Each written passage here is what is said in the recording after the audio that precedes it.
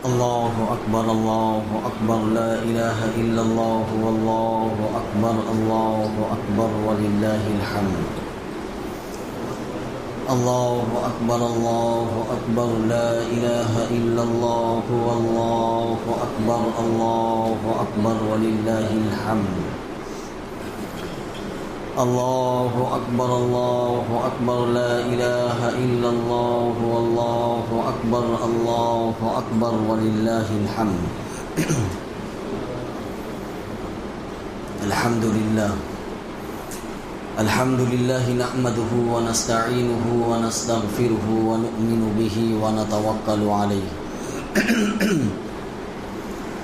ونعوذ بالله من شرور أنفسنا ومن سيئات أعمالنا.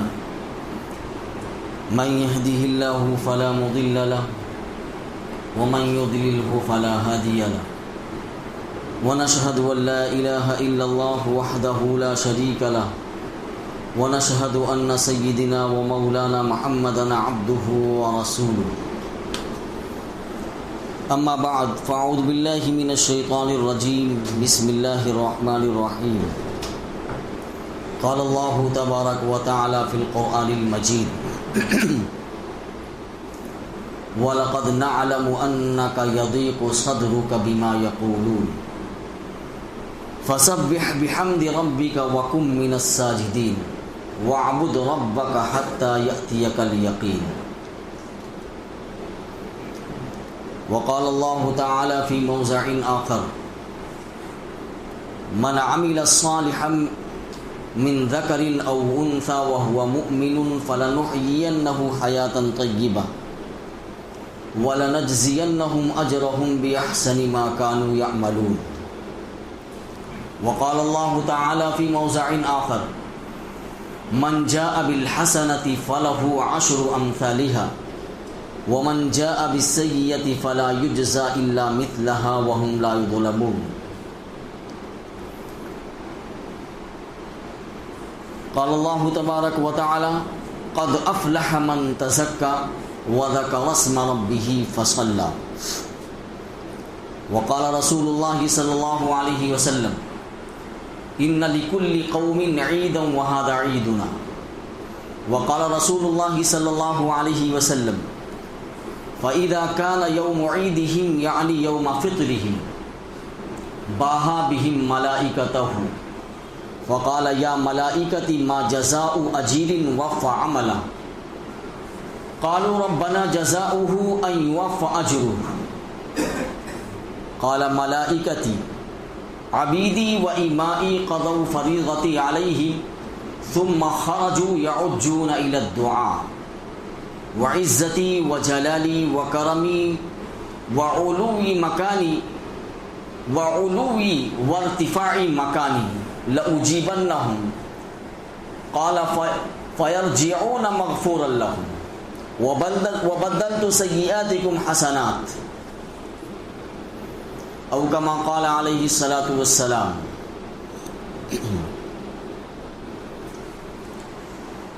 محترم بزرگوں اور عزیز ساتھیوں، اللہ رب العزت کا لاکھ لاکھ شکر و احسان ہے کہ اللہ رب العزت نے ہمیں رمضان المبارک کا مہینہ عطا کیا اور اس مہینے میں اللہ رب العزت نے ہمیں روزے رکھنے کی، تراویح پڑھنے کی توفیق عطا فرمائی. اس عبادت پر ہمیں اللہ رب العزت کا شکر ادا کرنا چاہیے،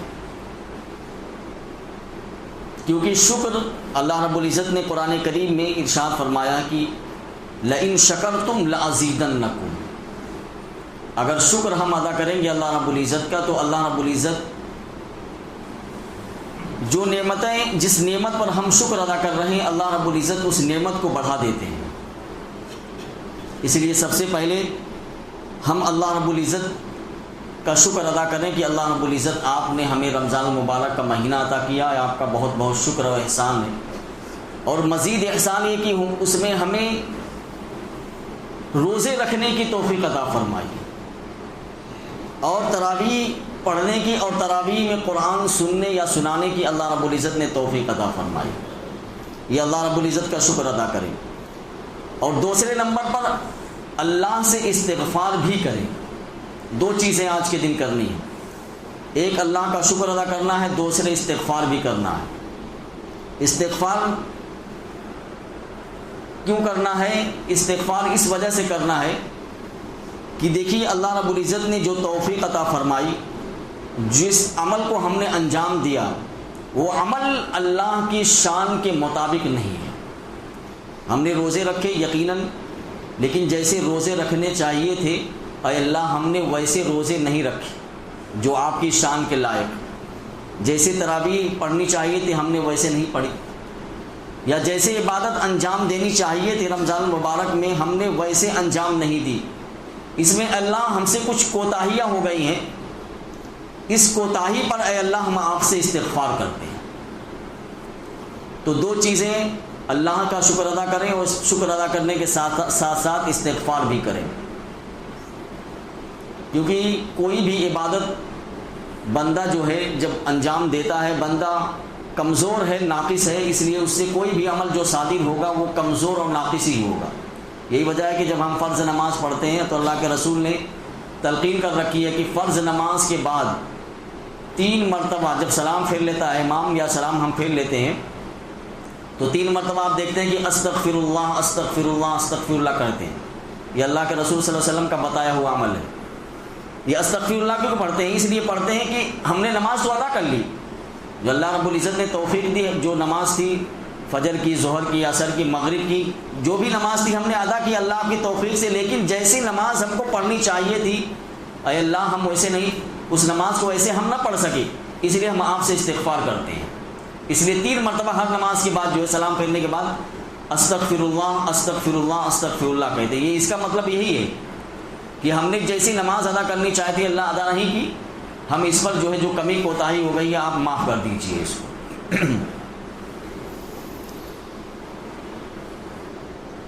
رمضان المبارک کا مہینہ اللہ رب العزت نے ہمیں عطا کیا, جو عبادتیں ہم نے اس میں انجام دی, یقیناً کچھ لوگ ایسے ہوں گے اس میں جن کی تکبیر اولیٰ بھی پورے مہینے جو ہے فوت نہیں ہوئی ہوگی, یعنی انہوں نے تکبیر اولیٰ کے ساتھ نماز پڑھی ہوگی. بہت سارے لوگ ایسے ہوں گے. اور بڑھ چڑھ کر جو ہم نے عبادت میں حصہ لیا اور بڑھ چڑھ کر جو ہے ہم نے تلاوت میں حصہ لیا, بڑھ چڑھ کر جو ہے ذکر میں, اسی طریقے سے صدقہ خیرات میں ہم حصہ لیتے رہے. لیکن کیا رمضان المبارک کا مہینہ صرف اس لیے تھا کہ ہم اس میں صرف عبادتیں زیادہ سے زیادہ انجام دے لیں, اس کے بعد جو ہے ہم بالکل بیٹھ جائیں اور باقی مہینے میں یا باقی دنوں میں وہ عبادتیں انجام نہ دیں؟ نہیں, بلکہ اللہ رب العزت نے قرآن کریم نے ارشاد فرمایا ہے کہ وَاعْبُدْ رَبَّكَ حَتَّى يَأْتِيَكَ الْيَقِينُ. ابھی جو میں نے آیت کریمہ جو ہے پڑھی ہے خطبے میں, اللہ رب العزت اس میں فرماتے ہیں وَاعْبُدْ رَبَّكَ حَتَّى يَأْتِيَكَ الْيَقِينُ. تم اپنے رب کی عبادت یہاں تک کرو جب تک کہ تمہیں یقین نہ آ جائے. یقین کیا مطلب؟ یعنی موت آنے تک تم کو اللہ کی عبادت کرنا ہے. وَاعْبُدْ رَبَّكَ, اپنے رب کی عبادت کرو حَتَّى يَأْتِيَكَ الْيَقِينُ, یہاں تک کہ یقین آ جائے تم کو. یقین کا مطلب یہ نہیں کہ چلو اب دل مطمئن ہو گیا ہے کہ اب اس کے علاوہ ہو سکتا ہے اتنی عبادت سے اللہ راضی ہو گیا ہو, اب مجھے یقین آ گیا میں آگے نماز نہیں پڑھوں گا. یقین کا مطلب یہ نہیں. یقین کا مطلب یہاں جو ہے وہ موت ہے. اللہ رب العزت نے یہاں موت کو یقین سے تعبیر کیا ہے کہ جب تک تم کو موت نہیں آ جاتی اس وقت تک تم کو اللہ کی عبادت کرنی ہے. اس سے پہلے جو آیت ہے اللہ رب العزت نے وہاں ارشاد فرمایا وَلَقَدْ نَعْلَمُ أَنَّكَ يَضِيقُ صَدْرُكَ بِمَا يَقُولُونَ. اللہ رب العزت فرماتے ہیں کہ وَلَقَدْ نَعْلَمُ, اور یقیناً ہم جانتے ہیں, أَنَّكَ, اے نبی صلی اللہ علیہ وسلم, بے شک آپ, يَضِيقُ صَدْرُكَ, آپ کا دل تنگ ہوتا ہے. کس چیز سے؟ بِمَا يَقُولُونَ, جو کچھ یہ کافر لوگ آپ کے بارے میں کہتے ہیں, یعنی آپ کے سلسلے میں جو کفار آپ سے بحث اور مباحثہ جو کرتے ہیں یا جو کچھ آپ کو کہتے ہیں یہ لوگ، یہ ہم جانتے ہیں کہ ان کی باتوں سے آپ کا دل جو ہے تنگ ہوتا ہے۔ اللہ رب العزت فرماتے ہیں کہ ان کی باتوں سے آپ تنگ مت ہوجیے۔ فسبح بحمد ربک، بلکہ آپ کیا کیجئے، آپ اپنے رب کی حمد کے ساتھ تسبیح بیان کیجئے، یعنی اپنے رب کا ذکر کیجئے۔ آپ دیکھیے اللہ رب العزت نے اس آیت میں غم کا اور کہہ لیجئے کہ ٹینشن کا اور مصیبت کا ایک نسخہ اللہ رب العزت نے بتا دیا۔ اگر کبھی غم ہو جائے، کوئی تکلیف تم کو پہنچ رہی ہے، کوئی غم ہے، کوئی ٹینشن ہے، تو اللہ رب العزت فرماتے ہیں دیکھو تم غم مت کرو، ٹینشن مت لو، بلکہ اس کا اللہ رب العزت نے ایک نسخہ بھی بتا دیا اس غم کو دور کرنے کا۔ اللہ رب العزت نے فرمایا کہ فسبح بحمد ربک، اس غم اور ٹینشن کو دور کرنے کے لیے اپنے رب کی تم تسبیح بیان کیا کرو، اپنے رب کا ذکر کیا کرو۔ اور دوسرے نمبر پر فرمایا کہ وَقُم مِّنَ السَّاجِدِينَ، اور سجدہ کرنے والوں میں سے ہو جاؤ، یعنی نماز پڑھو۔ سجدہ کرنے والوں سے مراد نماز پڑھو تم۔ دوسرا نسخہ اللہ رب العزت نے بتایا اپنے نبی کو، یعنی یہ اللہ رب العزت جو اپنے نبی سے مخاطب ہے، یہاں نبی کو اللہ رب العزت کہہ رہا ہے کہ فسبح، یعنی آپ تسبیح بیان کیجیے اپنے رب کی، وَقُم مِّنَ السَّاجِدِينَ، اور آپ سجدہ کرنے والوں میں سے ہو جائیے، یعنی آپ نماز پڑھنے والوں میں سے ہو جائیے، یعنی نماز پڑھیے آپ۔ یہ سب ہم جانتے ہیں کہ اللہ کے رسول صلی اللہ علیہ وسلم سے بڑا نمازی کوئی نہیں ہے۔ اللہ کے رسول صلی اللہ علیہ وسلم سے زیادہ لمبی لمبی رکعتیں اور لمبی لمبی نمازیں پڑھنے والا کوئی نہیں ہے۔ اللہ کے رسول صلی اللہ علیہ وسلم سے بڑھ کر سچا اور پکا نمازی کوئی نہیں ہے۔ یقیناً اللہ کے رسول صلی اللہ علیہ وسلم سچے اور پکے نمازی تھے اور سب سے بڑھ کر اللہ کی عبادت کرنے والے تھے، لیکن اللہ رب العزت اللہ کے نبی کو خود یہاں کہہ رہا ہے کہ تم نماز پڑھنے والوں میں ہو جاؤ۔ یہ امت کو جو ہے اللہ کے رسول صلی اللہ علیہ وسلم کے واسطے سے تلقین ہے۔ اللہ کے رسول تو واقعتاً نمازی ہیں، بالکل پکے سچے نمازی ہیں، اور ایسے نمازی ہیں کہ ویسی نماز کوئی دوسرا بندہ پڑھ ہی نہیں سکتا۔ اتنی لمبی لمبی آپ صلی اللہ علیہ وسلم نے نمازیں پڑھی ہیں کہ روایت میں ہے کہ آپ کے پاؤں مبارک پر جو ہے ورم آ جاتا تھا، یعنی سوج جاتے تھے آپ صلی اللہ علیہ وسلم کے قدم مبارک، جو اتنا اللہ کے یعنی سامنے کھڑے رہتے تھے آپ صلی اللہ علیہ وسلم۔ تو ٹینشن کو اور غم کو دور کرنے کا دوسرا نسخہ اللہ رب العزت نے بیان کیا کہ تم نماز پڑھنے والوں میں ہو جاؤ، یعنی اللہ کے دربار میں اپنے آپ کو جھکاؤ اور نماز پڑھو۔ اور تیسرے نمبر پر اللہ رب العزت نے فرمایا وَاعْبُدْ رَبَّكَ حَتَّى يَأْتِيَكَ الْيَقِينُ۔ یہ نماز صرف یہ نہیں کہ ایک دو وقت پڑھنی ہے، یا جو عبادت اللہ رب العزت نے فرض کر رکھی ہے، ایسا نہیں ہے کہ صرف ایک مہینے اس کو انجام دینا ہے۔ اللہ رب العزت نے فرمایا وَاعْبُدْ رَبَّكَ حَتَّى يَأْتِيَكَ الْيَقِينُ، جب تک موت نہ آئے اس وقت تک تم اللہ کی عبادت کرتے رہو۔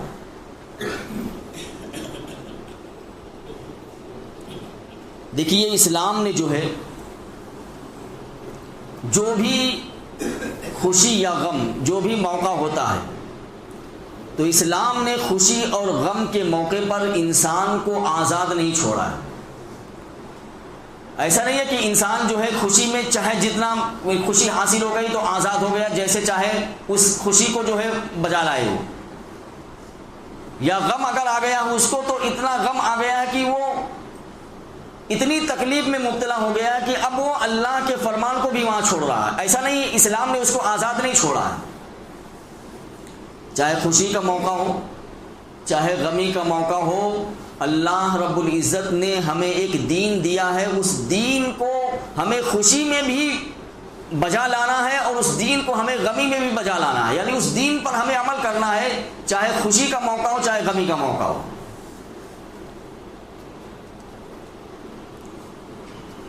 رمضان کے روزے مکمل ہوئے، چاند نکل آیا، اب اللہ رب العزت نے حکم دیا کہ اب وَلِتُكْمِلُوا الْعِدَّةَ وَلِتُكَبِّرُوا اللَّهَ عَلَى مَا هَدَاكُمْ، کہ تم نے رمضان کی گنتی کے جو تعداد تھی تم نے پوری کر لی، 30 دن 29 دن،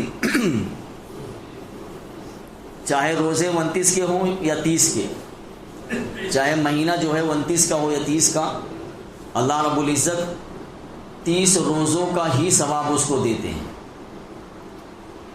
یعنی ابھی جیسے ہم نے انجام دیا روزے تو 29 کا مہینہ تھا ہی، لیکن اللہ رب العزت 30 کا، یعنی 30 جو مہینہ ہوتا ہے 30 کا، اللہ رب العزت 30 روزوں کا ثواب ادا کرتے ہیں۔ تو انسان، اللہ رب العزت نے کہا کہ تم نے جو میں نے فرض یعنی فرائض تمہارے ذمہ عائد کر رکھے تھے، رمضان المبارک کا مہینہ میں نے تم کو عطا کیا تھا، اور اب چاند نظر آ گیا ہے تو اب یہ رمضان المبارک کا مہینہ ختم، اور دوسرے دن اللہ رب العزت نے عید الفطر کے نام سے مسلمانوں کو جو ہے عید ادا کی ہے۔ عید اصل میں کہتے ہیں خوشی کو، عید الفطر فطر کی خوشی یعنی افطار کرنے کی خوشی، اور عید کے ایک معنی آتے ہیں لوٹنا، چونکہ عید جو ہے ہر سال بار بار لوٹ کر آتی ہے اس لیے اس کو عید کہتے ہیں۔ تو اب جب اللہ رب العزت نے کہہ دیا کہ جو دین میں نے یعنی میرے نبی نے تم تک پہنچایا ہے، اس دین میں جو بھی احکام ہے اس احکام کو تم کو ماننا ہے، چاہے خوشی کا موقع ہو چاہے غمی کا۔ ایسا نہیں کہ غمی کا موقع ہو تو دین کو چھوڑ دیں گے، یا خوشی کا موقع ہو تو دین کو چھوڑ دیں گے۔ ایک مسلمان کی صحیح معنوں میں، آج ہم سب عید کی خوشی میں جو عید کی خوشی منا رہے ہیں، عید الفطر، میں نے کہا نا فطر یعنی افطار کی خوشی، ہم سب کے لیے یقیناً بہت خوشی کا موقع ہے، اور ان لوگوں کے لیے تو اور زیادہ خوشی کا موقع ہے جنہوں نے اس رمضان المبارک میں روزے بھی رکھے ہیں، تراویح بھی پڑھی ہے اور تلاوت قرآن بھی کیا ہے۔ اندر سے جو ہے ان کا دل بالکل خوش ہو رہا ہے، ان کا نفس جو ہے ان کو خوشی دے رہا ہے کہ واقعتاً تم نے رمضان میں عبادت کا حق ادا کر دیا، یعنی اللہ نے جو فرائض عائد کر رکھے تھے اس کو پورا کیا تم نے، تو اس کے لیے تو خوشی کا موقع ہے، لیکن اس کے لیے بہت ہی غمی کا موقع ہے۔ اندر سے اس کا ضمیر یا کہہ لیجیے اندر سے اس کا نفس ملامت کر رہا ہوگا جس نے اس رمضان کو ویسے ہی گزار دیا، نہ تو دن میں روزہ رکھا اور نہ رات میں تراویح پڑھی، یعنی کسی خیر کے کام میں حصہ ہی نہیں لیا۔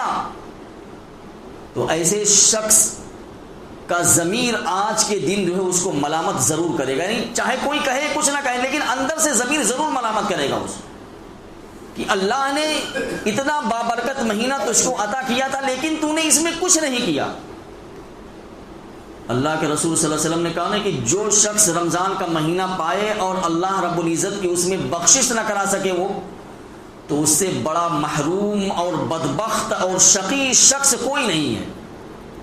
اس لیے اندر سے جو ہے اس کا دل ضرور ملامت کر رہا ہوگا کہ میں نے ایسے ہی رمضان المبارک کو ضائع کر دیا، نہ تو روزے رکھے نہ نماز پڑھی اور نہ کسی دیگر عبادتوں میں میں نے حصہ لیا۔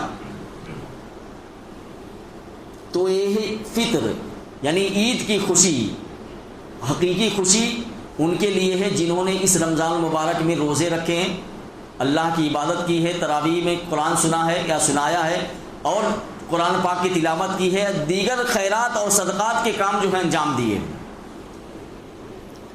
ایک مسلمان کی حقیقی خوشی اس وقت ہوگی جب وہ اس دنیا سے جائے گا، اور اس دنیا سے جانے کے بعد اس کا یعنی جب اس کی موت کا وقت آ رہا ہے، جس وقت اس کو موت آ رہی ہے، وہ موت آ رہی ہے اس حالت میں کہ وہ ایمان کی حالت پر ہے، اور صرف ایمان نہیں بلکہ جاتے ہوئے اس دنیا سے اس کی زبان مبارک پر کلمہ طیبہ کا ورد ہے، یعنی زبان مبارک پر اس کے لا الہ الا اللہ محمد رسول اللہ جاری ہے۔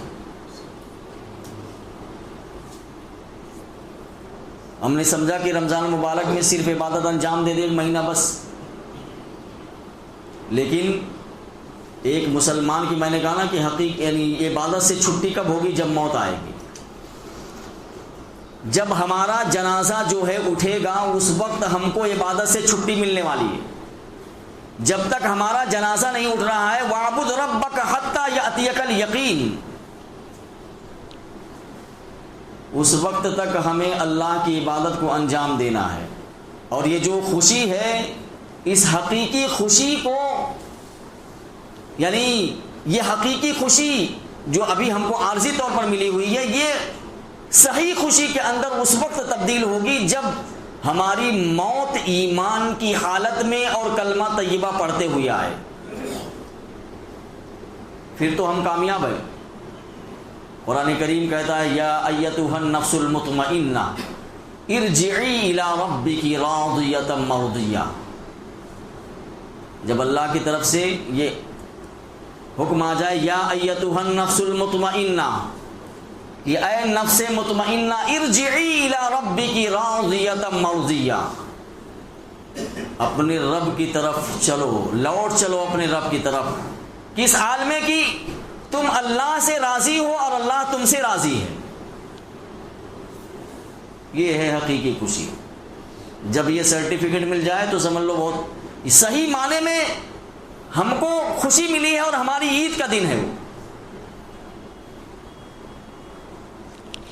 عزیز و اقارب نے پہنچا دیا قبر کے گڑھے میں، ہمارا جنازہ اٹھا، 4 لوگوں کے کندھے پر پہنچ گیا قبرستان، عزیز و اقارب دوست و احباب قبر کے گڑھے میں اتار کر چلے آئے۔ اب اللہ رب العزت نے 2 فرشتوں کو بھیج دیا سوال جواب کے لیے۔ اگر ہم نے زندگی سنت کے مطابق اللہ کے احکام کے مطابق گزاری ہے تو پھر قبر جنت کا باغ بنے گا یا پھر جہنم کا گڑھا بنے گا۔ اب دیکھیے یہاں فرشتے آ گئے سوال و جواب کے لیے۔ من ربک کا، تمہارا رب کون ہے؟ ما دینک کا، تمہارا دین کون سا ہے، کیا ہے تمہارا دین، کس مذہب سے تمہارا تعلق ہے، اور آخری نبی محمد صلی اللہ علیہ وسلم کے بارے میں تمہارا کیا عقیدہ ہے، تم ان کو کیا سمجھتے ہو، یعنی تمہارے نبی کون ہیں، بلکہ شکل بھی دکھلا دی جائے گی کہ اس شخص کے بارے میں تم کیا کہتے ہو۔ میں نے کہا نا کہ سنت کے مطابق اگر زندگی گزاری ہے، کہتے نا کہ زندگی تم گزار لو رمضان کی طرح، اللہ تمہیں موت عطا کرے گا عید کی طرح، یعنی عید کے دن جو خوشی مل رہی نا ویسے ہی تم کو موت آئے گی۔ اگر ہم زندگی رمضان کی طرح گزاریں گے تو ہماری موت بالکل عید کی طرح آئے گی۔ اللہ رب العزت نے رمضان مبارک پورا ہونے پر ہمیں عید کا دن دیا ہے، ایسے ہی ہماری جب زندگی کا ہمارے سانس کا خاتمہ ہوگا تو اللہ رب العزت ایسے ہی موت ہم کو عطا کرے گا۔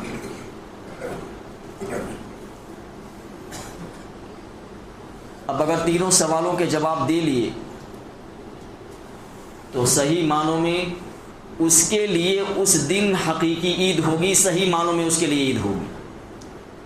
پھر اس کے لیے قبر جو ہے جنت کا بالکل باغ بن جائے گی، اور اگر نہیں جواب دیا تو پھر عید نہیں ہے بلکہ جہنم کا گڑھا بننے والی ہے۔ اگر اس نے صحیح جواب دیے تو فرشتوں کی طرف سے کہا جائے گا نم کا نومۃ العروس، بہت اچھا جواب دیا تم نے، سو جاؤ اس طرح جس طریقے سے ایک دولہا دلہن جو ہے سوتے ہیں، جس طرح دلہن سوتی ہے نا اس طریقے سے سو جاؤ، تم کو کوئی ڈسٹرب کرنے والا نہیں ہے، بلکہ جنت کی کھڑکیوں کو اللہ رب العزت اس میں کھول دیں گے کہ آرام سے رہو اس میں۔ یہ ہے تمہاری حقیقی خوشی، حقیقی عید یہ ہے تمہاری، صحیح معنوں میں عید یہی ہے کہ کامیاب ہو گیا وہاں 3 سوال کے جواب دے کر ہو.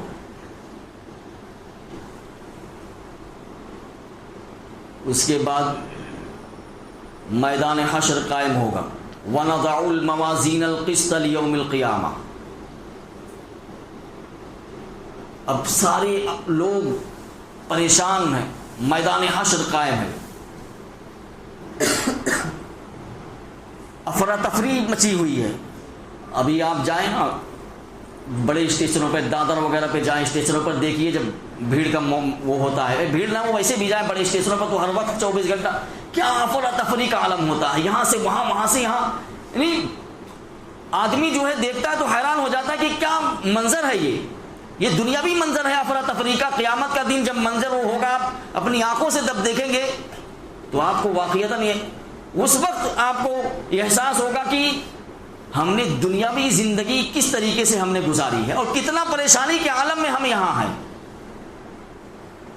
یہاں تھوڑی سی پریشانی، اس اسٹیشن سے اس پلیٹ فارم سے اس پلیٹ فارم پر جانا ہے، وہ برج چڑھتے ہوئے دیکھ رہے ہیں کہ کتنا بھیڑ ہے اور کیسے لوگ افراتفری میں مچے ہوئے ٹرین پکڑنے کے چکر میں. کیا ہو کا عالم ہوتا ہے. وہاں کیا عالم ہوگا جب ساری دنیا کے یعنی اولین اور آخرین کا جو ہے بالکل اجتماع ہوگا وہاں اور سارے لوگ اکٹھا ہوں گے. تو ایسے موقع پر اس دن جب یہ عالم ہو، حشر کا میدان ہو اور افراتفری کا عالم ہو اور اللہ کے عرش کے سائے کے نیچے سب لوگ بالکل اکٹھے ہوں اور اس وقت اللہ کی طرف سے یہ حکم ہو جائے کہ چلو تیار ہو جاؤ اپنے اپنے نامہ اعمال کو لینے کے لیے. جیسے ہی آواز آئے گی سب ایک صف میں کہیں بھی کھڑے ہو، سب کی نگاہ، سب کی نظر اپنے اپنے نامہ اعمال کی طرف ہو. وہ چٹھی اٹھاتے نا، دو بھائی پرچی اٹھا لیا، جس کا نام آ گیا وہ اس کو انعام ملے گا، جس کا نہیں آیا اس کو نہیں ملے گا. یا کوئی بھی ایسی پرچی اٹھاتے ہیں تو سب لوگ یہی کہتے ہیں ہو سکتا ہے میرا نام نکل آئے، اور جس کا نام نکلا تھا بہت خوش ہوتا ہے مجھے تو انعام مل گیا. ایسے ہی اللہ کے عرش کے سائے کے نیچے جب سب جمع ہوں گے تو اللہ رب العزت فرمائیں گے اپنے اپنے نامہ اعمال کو لینے کے لیے تیار ہو جاؤ. قرآن میں ہے کہ نامہ اعمال یا تو انسان کا داہنے ہاتھ میں ملے گا یا انسان کو بائیں ہاتھ میں ملے گا. قرآن نے کہا کہ داہنے ہاتھ والے کامیاب ہیں، جن کا نامہ اعمال ان کے داہنے ہاتھ میں ملے گا وہ کامیاب ہے، اور جن کا نامہ اعمال ان کے بائیں ہاتھ میں ملے گا وہ ناکام ہے. اب یہاں تمہاری خوشی دیکھو، حقیقی خوشی اور حقیقی عید کیا ہے یہاں تمہاری. اس دن تمہارے صحیح معنوں میں عید کیا ہے. اللہ رب العزت فرماتے ہیں فَأَمَّا مَنْ أُوتِيَ كِتَابَهُ بِيَمِينِهِ فَسَوْفَ يُحَاسَبُ حِسَابًا يَسِيرًا وَيَنْقَلِبُ إِلَىٰ أَهْلِهِ مَسْرُورًا. نامہ اعمال اڑے گا عرش کے نیچے سے، ایک ہوا چلے گی. روایت میں ہے کہ ایک ہوا چلے گی، نامہ اعمال بالکل اڑ جائیں گے. جیسے پرچی اڑاتے نا ویسے ہی نامہ اعمال اڑے گا، اور اڑ کر ایسا نہیں کہ میں پکڑ لوں گا اس کو داہنے ہاتھ میں، نہیں، وہ آپ کو قدرت ہی نہیں حاصل ہے وہاں پکڑنے کی، میں پکڑ لوں گا چاہے بھی جا رہا ہے. وہ آپ کا نامہ اعمال خود بخود اڑ کر آپ کے یا تو داہنے ہاتھ میں آئے گا یا بائیں ہاتھ میں آئے گا.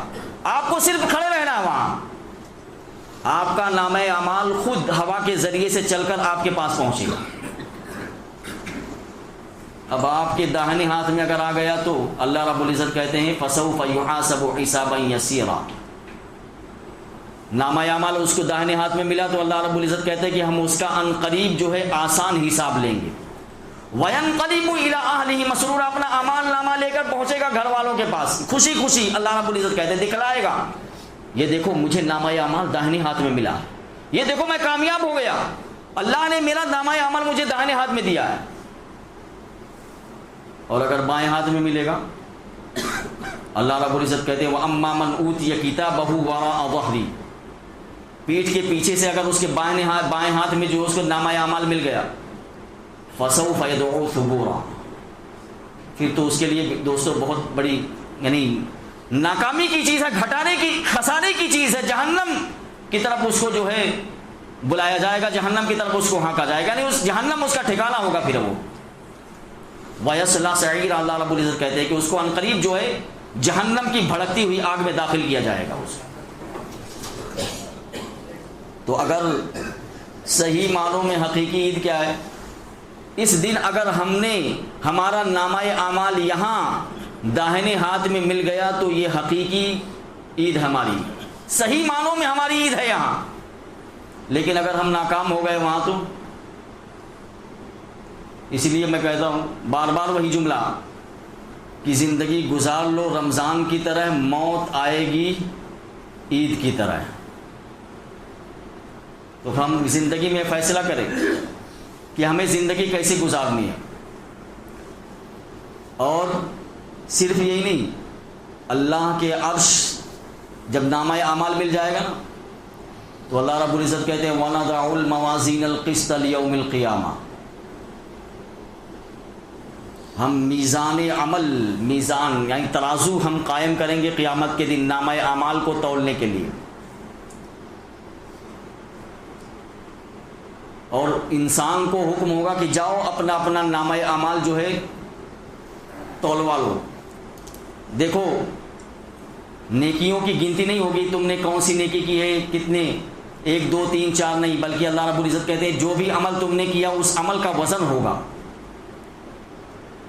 گینا نہیں جائے گا عمل، بلکہ عمل کا وزن ہوگا کہ کتنا ایک اخلاص تمہارے عمل کے اندر تھا، جتنا اخلاص ہوگا اتنا ہی اس عمل میں وزن پیدا ہوگا۔ اس لیے کل قیامت کے دن نیکیوں کی گنتی ہونے والی نہیں ہے بلکہ نیکیوں کا وزن ہوگا، اس لیے اللہ رب العزت فرماتے ہیں وَنَضَعُ الْمَوَازِينَ الْقِسْطَ، ہم انصاف کا ترازو جو ہے قیامت میں قائم کریں گے اور کہیں گے جاؤ اپنے اپنے نامہ اعمال کو، اپنی اپنی نیکیوں کو جو ہے تولوا لو، اس میں پہنچ گئے قطار میں لائن میں لگ کر، فرشتوں نے لائن لگا دیا، چلو چلو اپنا نامہ اعمال تولاؤ، ترازو بہت بڑا ترازو اللہ رب العزت قائم کریں گے، لکھا ہوا روایت میں کہ زمین و آسمان اس میں سما جائے، اتنا بڑا ترازو ہوگا جو اللہ رب العزت قیامت کے دن قائم کرے گا۔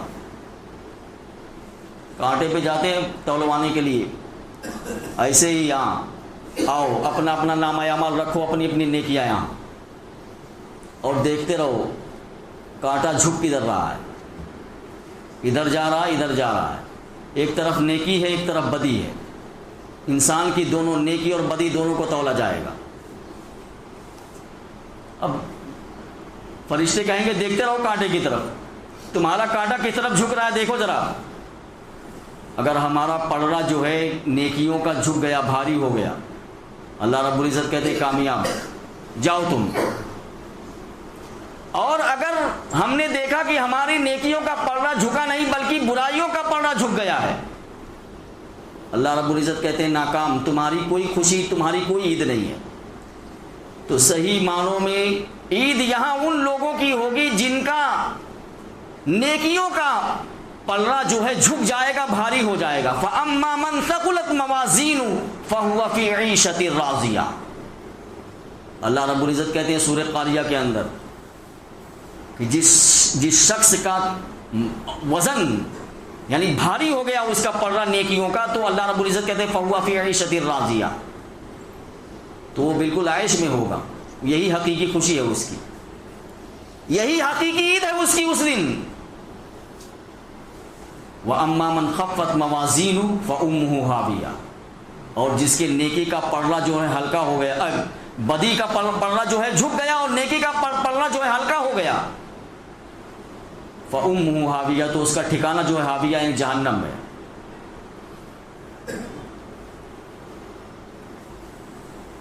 یہ ہے اس دن حقیقی میں صحیح معنوں میں جو ہے ایک انسان کے لیے حقیقی عید۔ ابھی تو آگے مجھے بات کرنی ہے لیکن اس سے پہلے ایک سوال ایک صاحب نے کیا تھا، اس کا میں جواب دے دیتا ہوں۔ وہ سوال ایسا ہے کہ آپ کے ذہن میں بھی پیدا ہو سکتا ہے۔ سوال یہ ہے کہ کیا ہم جو نیک عمل انجام دیتے ہیں اس کا کوئی اثر ہوتا ہے؟ اگر اثر ہے تو پھر ہماری زندگی پہ ظاہر کیوں نہیں ہوتا ہے؟ ہم نے جو جیسے قرآن کریم میں ہے اللہ رب العزت فرماتے ہیں ان الصلاۃ تنہا عن الفحشاء والمنکر، بے شک نماز روکتی ہے برائی اور بے حیائی کی باتوں سے۔ کتنے لوگ ہیں جو نماز پڑھتے ہیں لیکن گناہ بھی کرتے ہیں، تو نماز روک رہی ہے کیا اس کو؟ اس عمل کا کوئی اثر اس پر ظاہر ہو رہا ہے یا نہیں ہو رہا ہے؟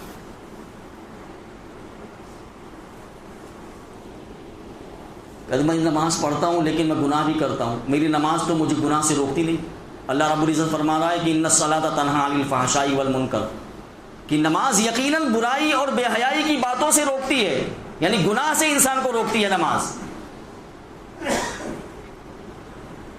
تو ہر شخص کے دل میں خیال پیدا ہوتا ہے کہ کیا میں جو عمل کر رہا ہوں اس عمل کا کوئی اثر میری زندگی پر ظاہر ہوتا ہے یا نہیں؟ دیکھیے اللہ رب العزت کے یہاں جو ہے نیکیوں کے سلسلے میں قانون ہے۔ میں نے جو آیت کریمہ پڑھی ہے نا ابھی شروع میں خطبے میں، نیکیوں کے سلسلے میں اللہ رب العزت کے یہاں ایک ضابطہ ہے۔ وہ ضابطہ یہ ہے کہ اگر انسان نیکی کرتا ہے، یعنی نیکی کرتا نہیں صرف نیکی کا ارادہ کرتا ہے، تو اللہ رب العزت اس نیکی کا ارادہ کرنے پر بھی اس کے نامہ اعمال میں ثواب لکھ لیتے ہیں۔ صرف ارادہ کیا ہم نے، بس انجام نہیں دیا اس کو۔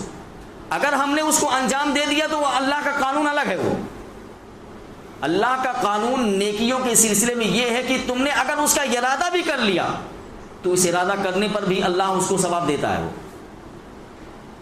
لیکن گناہ میں ایسا نہیں ہے۔ ایک اللہ کے یہاں قانون یہ ہے، اور دوسرا قانون اللہ کے یہاں یہ ہے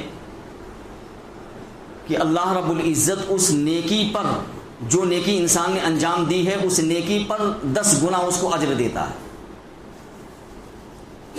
ایک اللہ کا قانون ہے کہ آپ نے ارادہ صرف کیا نیکی کا، کیا نہیں اس کو انجام نہیں دیا ہے، صرف کیا آپ نے اس پر ثواب دے دیا۔ اور دوسرے یہ کہ آپ نے اب اس نیکی کو کر لیا ہے، ارادہ کی بھی کیا تھا اور کر بھی لیا آپ نے، تو اللہ رب العزت کہتے ہیں من جاء بالحسنۃ فلہ عشر امثالھا، جو شخص ایک نیکی لے کر آئے گا میں اس کو 10 گنا بڑھا کر اس کو دوں گا، میں یعنی 1 کا 10 اس کو ملے گا۔ 5 نماز دن میں پڑھتے ہیں 50 نمازوں کا ثواب اللہ دیتے ہیں۔ اللہ کے یہاں کا قانون ہے کہ ایک نیکی پر اللہ رب العزت 10 گنا بڑھا کر دیتے ہیں، یعنی 1 کا 10 دیتے ہیں اللہ رب العزت۔ تو 5 نماز ہم انجام دیتے ہیں دن بھر میں تو اللہ رب العزت 50 نمازوں کا ثواب دیتا ہے۔ یہ اللہ کے یہاں کا ضابطہ ہے اور قانون ہے۔ اور اللہ کے یہاں ایک ضابطہ اور قانون یہ ہے، اب میں اس بات کی طرف آ رہا ہوں کہ کیا کسی عمل کا کوئی اثر ہماری زندگی پر ظاہر ہوتا ہے یا نہیں؟ اللہ رب العزت فرماتے ہیں من عمل صالحا من ذکر او انثى وهو مؤمن فلنحيينه حیاتا طیبا وَلَنَجْزِيَنَّهُمْ أَجْرَهُمْ بِأَحْسَنِ مَا كَانُوا يَعْمَلُونَ۔ دیکھیے اس آیت کریمہ میں بہت ہی اللہ رب العزت نے کھول کر بیان کر دیا ہے۔ اللہ رب العزت کہتے ہیں کہ جو شخص نیک عمل کرے گا، مرد ہو یا عورت،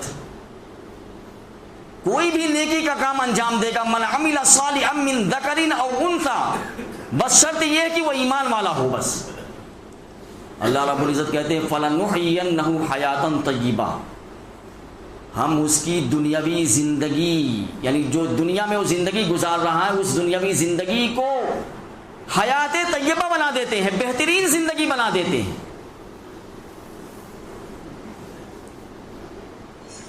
ایک ہے نیکی کا اجر اور ایک ہے اس نیک کام کا اثر۔ اثر الگ ہے اور اجر الگ ہے۔ دیکھیے یہاں اثر ہو رہا ہے، اللہ رب العزت فرماتے ہیں کہ فَلَنُحْيِيَنَّهُ، اس نیکی کی وجہ سے ہم اس کی دنیاوی زندگی کو بہتر کر دیتے ہیں۔ ایسا نہیں ہے آپ نے قرآن کی تلاوت کی، آپ نے ذکر کیا، آپ نے نماز پڑھی تو اس کا اثر آپ کی زندگی پر نہیں آیا، آئے گا اس کا اثر، کیونکہ قرآن نے کہہ دیا ہے کہ اس کا اثر تمہاری زندگی پر آ کر ہی رہے گا۔ ہم نے قرآن کی تلاوت کی، ہم نے نماز پڑھی، ہم نے تراویح پڑھی، ہم نے روزے رکھے، اس روزے کا اثر ہمارے بدن پر، ہمارے جسم پر جو ہے ظاہر ہو کر ہی رہے گا، وہ یہ ہے اس کا اثر۔ یعنی اللہ رب العزت ہماری دنیاوی زندگی کو بہتر کریں گے، اور رہا اجر تو اللہ رب العزت فرماتے وَلَنَجْزِيَنَّهُمْ أَجْرَهُمْ بِأَحْسَنِ مَا كَانُوا يَعْمَلُونَ، ہم اس کا اجر جو ہے قیامت کے دن دیں گے۔ اس کا اثر آپ کو دنیاوی زندگی پر نظر آئے گا، لیکن اس کا اجر جو ہوگا وہ ہم کل قیامت کے دن دیں گے، اس کو، اس نیکی پر ہم اس کو اجر دیں گے کل قیامت کے دن، اللہ رب العزت فرماتے ہیں۔ آپ نے گھر میں قرآن کی تلاوت کی تو ایسا نہیں ہے کہ صرف وہ تلاوت آپ کے جسم تک، بلکہ وہ قرآن کی تلاوت کی آواز آپ کے گھر کے در و دیوار تک بھی اگر پہنچی ہے تو اس گھر کے در و دیواروں پر بھی اس قرآن کریم کی تلاوت کا اثر ہوگا۔ لیکن پتہ کیوں نہیں چلتا ہے، اثر کیوں نہیں ظاہر ہوتا ہے؟ اثر اس وجہ سے ظاہر نہیں ہوتا کہ اللہ کے رسول صلی اللہ علیہ وسلم نے فرمایا ان القلوب تصدع، کہ دلوں کو زنگ لگ جاتا ہے، اللہ کے رسول نے فرمایا، یعنی انسانی قلوب کو زنگ لگ جاتا ہے۔ اللہ کے رسول نے فرمایا کما یصدع الحدید بالماء، جیسے لوہے کو اللہ کے رسول نے کہا کہ پانی سے زنگ لگ جاتا ہے، ویسے انسانی قلوب کو بھی زنگ لگ جاتا ہے۔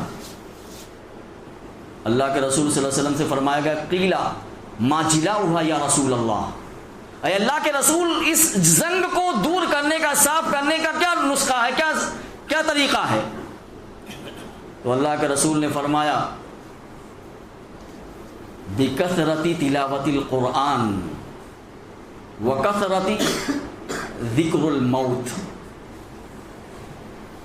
اللہ کے رسول نے کہا قرآن کریم کی کثرت سے تلاوت اور موت کو ہمیشہ یاد رکھنا، یہ انسانی قلوب کے زنگ کو ختم کر دیتا ہے۔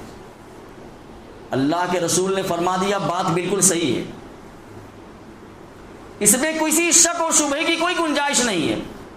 یقیناً قرآن اور دیگر نیک اعمال جو ہے انسان کے قلوب سے زنگ کو دور کرتے ہیں۔ جب ہم نے 1 مہینہ اس کو پڑھا اس کے بعد چھوڑ دیا تو بتائیے کہ اس کا اثر ظاہر ہوگا؟ 1 مہینے تک پڑھا نا تو اس کا اثر اللہ نے دکھلایا، ہم نیکی کرتے رہے اور گناہ سے بچتے رہے۔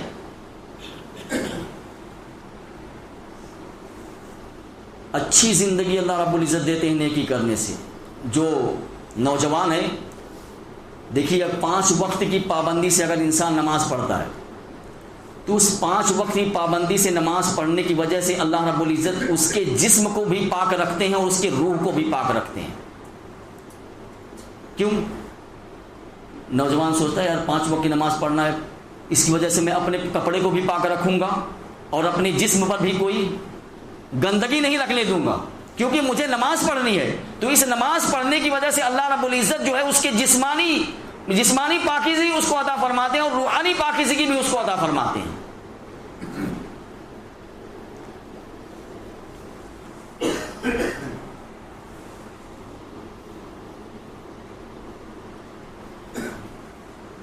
اس لیے نیک کاموں کا جو ہے نیکی کا اثر انسان کے بدن پر ظاہر ہوتا ہے، یہ اللہ کے رسول نے فرما دیا ہے، یہ قرآن کریم کی آیت ہے بالکل۔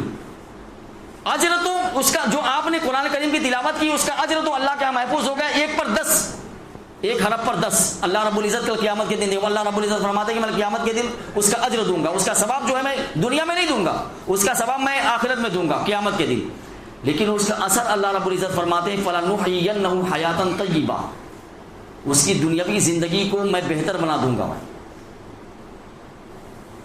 کون شخص نہیں چاہتا کہ ہماری دنیاوی زندگی جو ہے بہتر ہو اور ہمارے گھر کا ٹینشن جو ختم ہو جائے، گھر میں جو ہے اب بالکل سکون ہی رہے، اور ہمارے بچے ہماری بچیاں جو ہے وہ غلط راستے کی طرف نہ جائیں۔ تو اگر اپنے بچوں اور بچیوں کو غلط راستے سے بچانا چاہتے ہو تو ان کو 5 وقت کی نماز کا پابند بنا دیجیے. آپ دیکھیے 5 وقت کی نماز کا پابند بنا کر یقیناً وہ بچہ اور بچی جو ہے کبھی بھی کسی گناہ کے قریب نہیں جائے گا. یعنی یہ جو ارتداد، یہ جو فسق و فجور پھیلا ہوا ہے، اس کی طرف کبھی بھی اس نوجوان لڑکا یا لڑکی کا دل کبھی بھی نہیں مائل ہوگا. قرآن کہتا ہے ان الصلاۃ تنہی عن الفحشاء والمنکر، نماز بے حیائی اور بری باتوں سے روکتی ہے. تو اگر اپنی اولاد کو چاہتے ہیں کہ وہ دنیا میں جو اچھی زندگی گزارے اور کبھی بھی یعنی غلط راستے کی طرف اس کا قدم نہ بڑھے، تو اپنے بچوں کو یا بچیوں کو جو ہے 5 وقت کی نماز کا پابند بنائیے، ضرور بنائیے. اب آخری بات، وقت ہو رہے ہیں 7:30 بجے کا ٹائم ہے، بس 5 منٹ میں آپ کو جو ہے اس کا طریقہ بتاؤں گا. 5 منٹ میرے پاس ہے. وہ جو بات چل رہی تھی وہاں لے کر چلتا ہوں میں آپ کو. حقیقی معنی میں خوشی، عید، یہ تو آپ کو میں داہنے یعنی آپ کا ترازو کا پلڑا جو ہے بھاری ہو گیا، نیکیوں کا پلڑا بھاری ہو گیا. اب یہاں آپ کی حقیقی عید ہے، اور اس کے بعد اللہ رب العزت کے عرش کے بازو میں وہیں ایک طرف جنت ہے اور ایک طرف جہنم ہے. آپ کو جنت میں جانا ہے، اللہ رب العزت کہیں گے ٹھیک ہے، جنت میں جانے کے لیے تم کو یہ راستہ پار کرنا پڑے گا. اگر جنت میں پہنچنا ہے تو یہ اب یہاں سے تم کو جنت میں جانے کے لیے یہ راستہ ہے، اس راستے کو پار کرو. اسی کا نام ہے پل صراط. بال سے زیادہ باریک، تلوار سے زیادہ تیز، جماعت والے کہتے ہیں بہت زیادہ، یعنی بال سے زیادہ باریک ہے اور تلوار سے زیادہ تیز ہے. اس پر سے تم کو چل کر اس پل پر سے تم کو چل کر جانا ہے اور جنت میں پہنچنا ہے. اب جو بھی ایسا نہیں ہے، پل ایسا ہے کہ دونوں طرف آنکڑے بھی لگے ہوئے ہیں. اگر گنہگار آدمی ہے تو پکڑ پکڑ کے کھینچ لیں گے وہ لوگ. جیسے چمبک جو ہوتا ہے نا، کسی لوہے کی چیز کو کھینچتا ہے، اس کے یعنی ایسی چیز ہی ہے وہ کہ اگر وہ لوہا اس کے قریب آئے گا تو فوراً کھینچ لے گا وہ. ایسے ہی وہ آنکڑے ایسے ہیں کہ گنہگار جو بھی گزرے گا وہ آنکڑے اس کو کھینچ لیں گے اور کھینچ کر جو ہے وہیں نیچے جہنم ہے اسی کے اندر ڈال دیں گے، میں نے چلا جائے گا وہ. اب وہ پل صراط قائم ہے، لوگ گزر رہے ہیں، کچھ لوگ ہیں جو پار ہو رہے ہیں، کچھ لوگ ہیں جو کٹ کے گر رہے ہیں اور کچھ کو آنکڑے پکڑ پکڑ کے کھینچ رہے ہیں کہ تم کیسے جنت میں جا سکتے ہو، تم تو گنہگار ہو، تم جنت میں جا ہی نہیں سکتے ہو. پکڑ کے کھینچ لیں گے وہ اور کھینچ کر جو اس کو جہنم میں ڈال دیں گے. لیکن جو نیک ہوگا اللہ رب العزت جو ہے اس کو اس پل صراط کو بالکل بجلی کی طرح پار کروا دے گا. اور کچھ لوگ اس میں ایسے ہوں گے کہ وہ پل صراط کا پل جس کے نیچے جہنم ہے، دہکتی ہوئی آگ ہے، وَيَصْلَىٰ سَعِيرًا یعنی دہکتی ہوئی آگ ہے. وہ دہکتی ہوئی آگ ان لوگوں کو دیکھ کر خود ہی کہے گی، وہ پل صراط سے آواز آئے گی کہ اسرع یا عباد اللہ. جہنم سے آواز آ رہی ہے، پل پر سے جو گزر رہا نا اس کے لیے، اسرع یا عباد اللہ، اے اللہ کے بندے جلدی سے گزر جا، جلدی سے گزر جاؤ. اللہ کے رسول سے پوچھا گیا کیا بات ہے، یہ جہنم خود کیوں اس کا آواز لگا رہی ہے کہ اللہ کے بندے تو جلدی سے گزر جا یہاں سے. جانتے ہیں کون لوگ ہیں؟ ہم نماز نہیں پڑھتے نا، اس حدیث کو سن کر آپ ارادہ کریں کہ انشاءاللہ ہم 5 وقت کی نماز کبھی بھی نہیں چھوڑیں گے.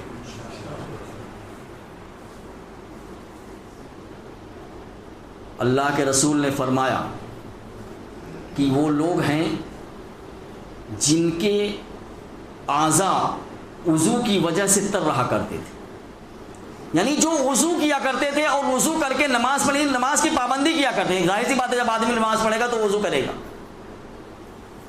تو جو وضو کیا کرتے تھے تو جہنم کہے گی ایسے بندوں سے کہ جاؤ جلدی جلدی پار ہو جاؤ. کیوں؟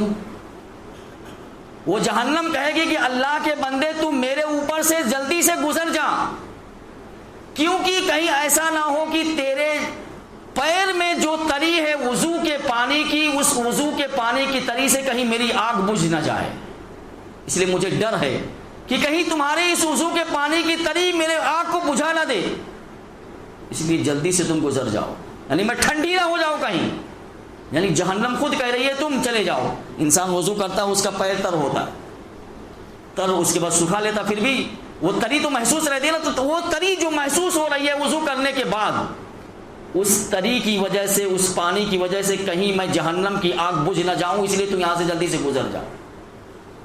تو ایسے لوگ جلدی سے گزر جائیں گے۔ تو ارادہ کر رہے ہیں نا انشاءاللہ 5 وقت کی نماز، یہ ہماری حقیقی خوشی ہے۔ یہ دیکھیے اب یہ جنت میں ہم پہنچ گئے ہیں، جنت میں پہنچنے کے بعد بتائیے کون سا ٹینشن ہے؟ پھر پہنچ گئے نا جنت میں، اتنی ساری خوشیاں میں نے بتائی کہ یہ خوشی، یہ خوشی، یہ خوشی ہے، یہ عید، یہ اب جنت میں پہنچ گئے، یہ اس سے بڑی کوئی عید نہیں ہے۔ اسی لیے اللہ رب العزت سے دعا کریں کہ اللہ رب العزت ہم نے جو عبادتیں انجام دی ہیں، اللہ رب العزت اس کو قبول فرما لے، اور جو کمی کوتاہی ہوئی ہے اللہ رب العزت اس کو اپنی رحمت سے معاف فرما دے۔ نماز کا طریقہ تھوڑا سن لیجئے، چونکہ سال میں ایک مرتبہ آتی ہے، اس لیے اس کی ترتیب جو ہے ذہن سے نکل جاتی ہے۔